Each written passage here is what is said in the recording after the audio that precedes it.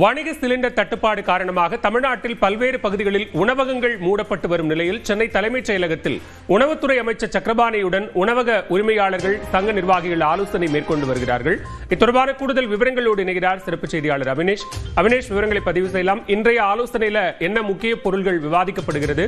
மாற்று வழி தொடர்பான ஆலோசனைகள் நடத்தப்படுதா? வணிக சிலிண்டர் தட்டுப்பாடு குறித்து தமிழ்நாடு உணவுத்துறை அமைச்சர் சக்கரபாணி தலைமையில தலைமைச் செயலகத்துல ஹோட்டல்கள் சங்க பிரதிநிதிகள் மற்றும் அந்த கேஸ் ஏஜென்சி சிலிண்டர்களுடைய பிரதிநிதிகளுடனான ஒரு ஆலோசனை கூட்டம் என்பது தலைமைச் செயலகத்தில் நடைபெற்று வருகிறது. வளைகுடா நாடுகளில் ஏற்பட்டுள்ள போர் சூழல் காரணமாக நாடு முழுவதும் இந்த வணிக சிலிண்டர் எரிவாயு தட்டுப்பாடு ஏற்பட்டிருக்கிறது. இந்நிலையில் தமிழகத்திலும் இந்த வணிக சிலிண்டர் தட்டுப்பாடு காரணமாக பல்வேறு பகுதிகளில் தமிழ்நாட்டில் ஹோட்டல்கள் மூடக்கூடிய ஒரு சூழல் ஏற்பட்டிருக்கிறது. இந்த நிலையில் தலைமைச் செயலகத்தில் உணவுத்துறை அமைச்சர் சக்கரபாணி தலைமையில் தமிழ்நாடு ஹோட்டல் சங்கங்களின் பிரதிநிதிகள் மற்றும் கேஸ் நிறுவனங்களின் பிரதிநிதிகளுடனான ஆலோசனை கூட்டம் என்பது நடைபெறுகிறது. மிக குறிப்பாக இந்த கூட்டத்தில் தமிழ்நாட்டில் இன்னும் எத்தனை நாட்களுக்கு சமையல் எரிவாயு இருப்பில் உள்ளது மற்றும் அதனை எவ்வாறு கையாள்வது, குறிப்பாக தற்போது இருக்கக்கூடிய சூழல் எத்தனை நாட்களுக்கு வரும், மாற்று ஏற்பாடு என்ன, அல்லது ஒரு நாளைக்கு ஒன்றுக்கு ஒரு ஹோட்டலுக்கு சிறிய கடைகள் முதல் பெரிய ஹோட்டல் ரெஸ்டாரண்ட் வரை எவ்வளவு தினந்தோறும் தேவை உள்ளிட்டவை குறித்து இதில் விரிவாக ஆலோசிக்கப்பட இருக்கிறது. அதில் குறிப்பாக இந்த ஹோட்டல் சங்கங்களின் பிரதிநிதியுடனான இந்த மாற்று சக்தியை பயன்படுத்துவது குறித்தும் இந்த ஆலோசனை கூட்டத்தில் விரிவாக பேசப்பட இருக்கிறது.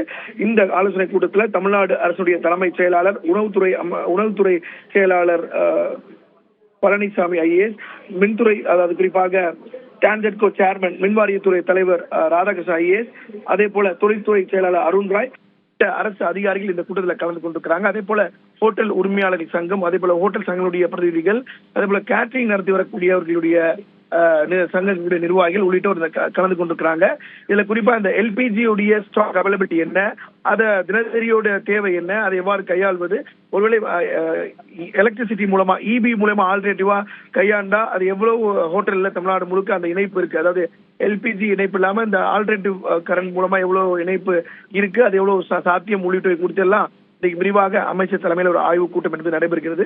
இது ஒரு புறம் இருக்கக்கூடிய நிலையில் முதலமைச்சர் மு.க. ஸ்டாலின் இது தொடர்பாக பிரதமர் நரேந்திர மோடிக்கு உடனடியாக கடிதம் எழுதியிருக்கிறார். குறிப்பாக இதுல கடுமையான ஒரு பாதிப்பை தமிழ்நாடு சந்திக்கக்கூடிய சூழல் இருக்கிறது வணிக நிறுவனங்களை பொறுத்தவரை. எனவே இதுல உடனடியாக நடவடிக்கை எடுக்க வேண்டும் எனவும் ஏற்கனவே கடிதம் எழுதிய நிலையில தான் தமிழ்நாடு அரசு இந்த ஒரு ஆய்வுக் கூட்டத்தை தற்போது ஏற்பாடு செய்து அது தொடங்கி தற்போது நடைபெற்று வருகிறது.